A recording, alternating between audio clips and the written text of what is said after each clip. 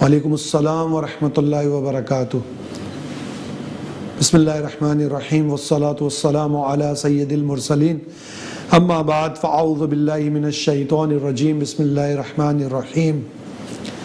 نبی رحمت شفیع امت صلی اللہ تعالی علیہ وسلم پر درود پاک پڑھنے کے بے شمار فضائل ہیں۔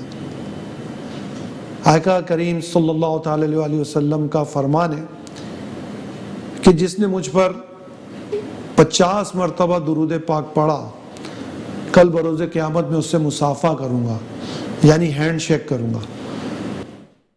کتنی دفعہ درود شریف؟ 5 دفعہ، 50 دفعہ کسی نے اگر درود پاک پڑھا تو نبی رحمت شفیع امت اللہ عز و جل کے محبوب صلی اللہ تعالی علیہ وسلم مصافحہ کریں گے، ہاتھ ملائیں گے، اور کب بروز محشر، جب تمام لوگ آقا کریم صلی اللہ تعالی علیہ وسلم کو دیکھنے کے متمنی ہوں گے، ڈھونڈ رہے ہوں گے، اس وقت نبی کریم صلی اللہ تعالی علیہ وسلم اس شخص سے ہاتھ ملائیں گے جو دنیا میں 50 مرتبہ درود پاک پڑھنے والا ہوگا۔ پڑھ گئی، محشر میں بخشا گیا، اس نگاہ عنایت پہ لاکھوں سلام۔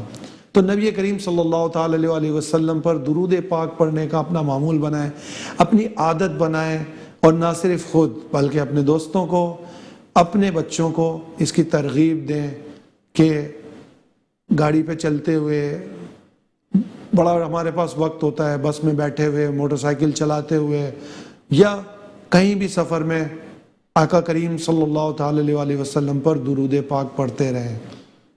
درود پاک نماز میں ہم پڑھتے ہیں درود ابراہیم، اس کے علاوہ اور بھی درود پاک ہوتے ہیں، جیسے صلی اللہ علی محمد صلی اللہ تعالی علیہ وسلم۔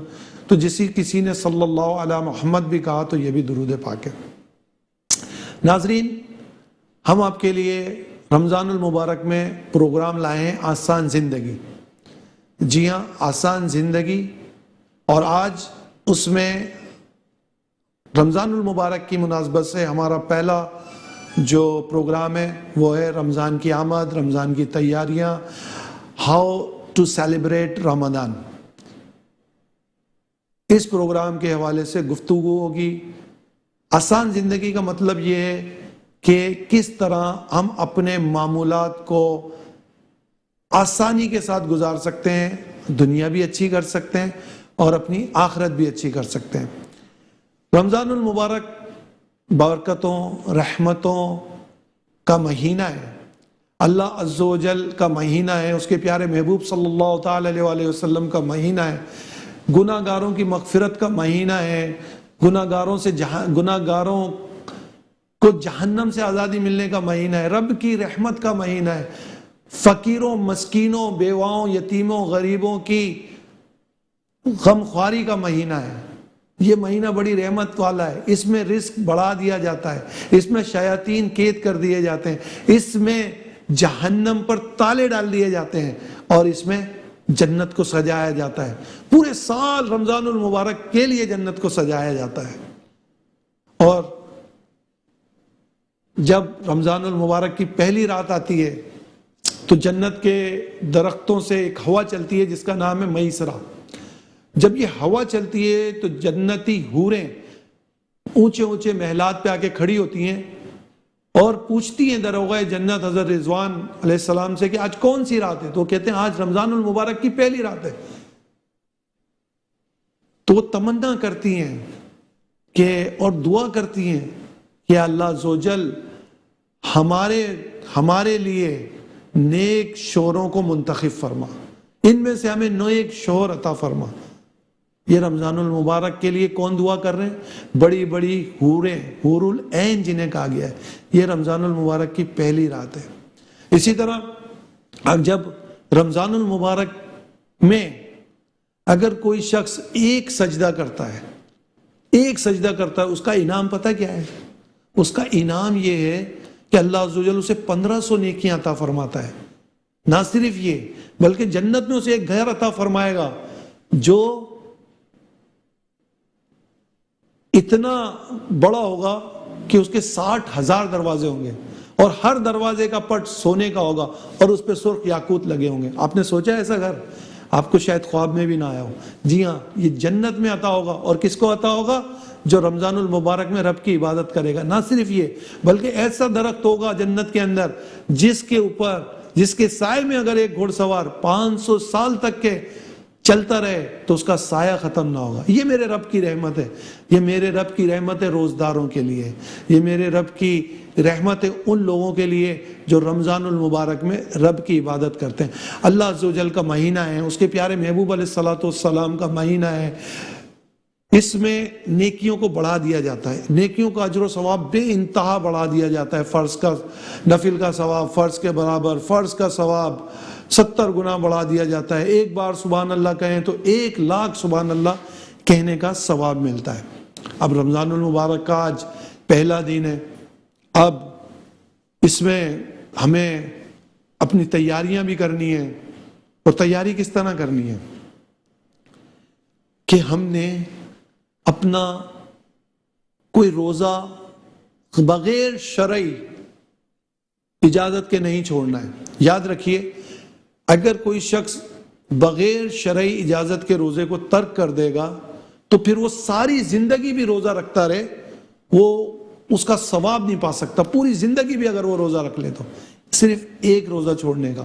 اور لازم بات ہے، جب ایک روزہ رکھنے کا ثواب اس قدر زیادہ ہے تو جب ایک روزہ چھوڑ دیا جائے گا تو اس کا عذاب، اس کا گناہ کتنا زیادہ ہوگا. ہم جب رمضان المبارک آتا ہے تو میں نے دیکھا کہ لوگ اس کی تیاریوں میں مہینوں سے پہلے مصروف ہو جاتے ہیں. اپنے کاروباری معاملات کو نمٹاتے ہیں، اپنی صحت پہ خاص طور پہ توجہ دیتے ہیں. میں عرب شریف میں تھا ایک مقام پہ، تو میں نے ایک صاحب تھے، میں نے ان سے کہا آج کل کیا ہو رہا ہے؟ تو انہوں نے کہا میں فٹ بال کھیل رہا ہوں. میں نے کہا خیریت، فٹ بال کھیل رہے ہیں؟ تو انہوں نے مجھے برجستہ کہا جہاں رمضان المبارک آ رہا ہے، میری سمجھ میں نہیں آیا کہ رمضان المبارک آ رہا ہے اور یہ فٹ بال کھیل رہے ہیں. تو انہوں نے کہا میں رمضان المبارک کی تیاری کے لیے میں رمضان المبارک کے لیے اپنے آپ کو تیار کر رہا ہوں، اپنے آپ کو فٹ کر رہا ہوں تاکہ میرا کوئی روزہ نہ قضا ہو جائے. اسی طریقے سے ہمارے جو بھی پروگرام ہوتے ہیں، ہمارے جو بھی ایونٹ ہوتے ہیں، ہم جب اس کی پریپریشن کر رہے ہوتے ہیں تو ہر چیز کی ہم پہلے سے آرگنائز کرتے ہیں کہ ہم نے اس تاریخ کو کیا کرنا ہے، اس تاریخ کو کیا کرنا ہے. تو رمضان المبارک بھی اللہ عز و جل کی رحمتوں کا مہینہ ہے، برکتوں کا مہینہ ہے، مغفرت کا مہینہ ہے، ثواب حاصل کرنے کا مہینہ ہے، جنت حاصل کرنے کا مہینہ ہے، اپنے گناہوں کو معاف کروانے کا مہینہ ہے، رب کی رحمت حاصل کرنے کا مہینہ ہے. تو ہمیں بھی اس میں پریپریشن کرنی چاہیے. ہمیں بھی ایک پلان سیٹ کرنا چاہیے کہ ہم اس کے اندر اپنے 30 دن کس طرح گزاریں گے. کیا ہمارے سحری کے اوقات کیا ہوں گے، ہمارے افطاری کے اوقات کیا ہوں گے، اور اس میں ہم نے اب نہ صرف اپنا بلکہ دیگر غریب، مسکین، فقراء کا بھی خیال کرنا ہے. تو وہ اس کی ہماری کیا پریپریشن ہے. اس کے ساتھ ساتھ ہم نے اپنے گھر والوں کا بھی خیال کرنا ہے، کیونکہ رمضان المبارک میں تو ہر نیکی کا ثواب ہے. صدقہ و خیرات کا بھی ثواب ہے، ماں باپ کی فرما برداری کا بھی ثواب ہے، اور اس کے ساتھ ساتھ سحری اور افطاری کا بھی ثواب ہے. ہم اپنی رمضان المبارک کی پریکٹس کو دیکھا یہ گیا ہے کہ اس میں ہمارا پورا فوکس زیادہ تر افطاری پر ہوتا ہے، اور گھر والوں کو باقاعدہ تاکید کی جاتی ہے کہ آج پکوڑے اس طرح بنیں گے، سموسے اس طرح بنیں گے، اور آج یہ بنے گا. ضرور بنائیے، بالکل بنائیے. اور جو بے شک اگر آپ کھاتے ہیں، لیکن یہ یاد رکھیے کہ آپ عبادت، یہ مہینہ عبادتوں کا ہے، ریاضتوں کا ہے. اللہ عز و جل کی رضا حاصل کرنے کا مہینہ ہے. اس میں ہر لمحہ عبادت میں گزارنا چاہیے.